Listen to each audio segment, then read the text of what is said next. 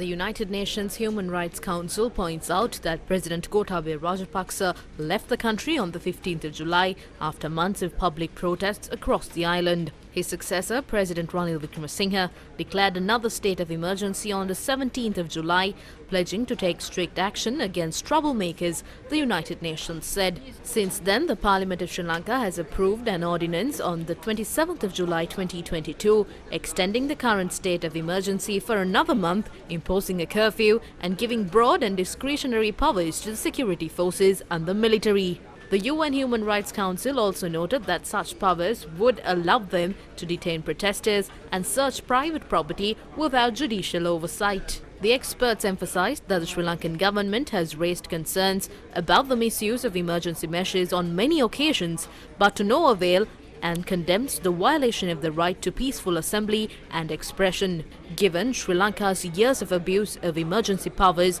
documented by UN human rights experts over the years, experts have paid particular attention to the impact of such powers and targeted reports. Human rights experts point out that the minority groups may be vulnerable under this emergency law. International experts also emphasized that the requirements for the use of emergency powers under international law have not been met. International human rights experts have reminded the government that protesters, including civil society representatives, journalists and human rights defenders, should be protected in the context of peaceful protests and should not face any form of persecution for their participation. Those experts call on the Sri Lankan government to stop the repeated use of emergency rule and instead to have an open and genuine dialogue with the Sri Lankans on the political and economic reforms to mitigate the impact of the economic crisis. The representatives of the Human Rights Commission who issued the announcement are Special Rapporteur on the Rights to Freedom of Peaceful Assembly and Association, Clement Will,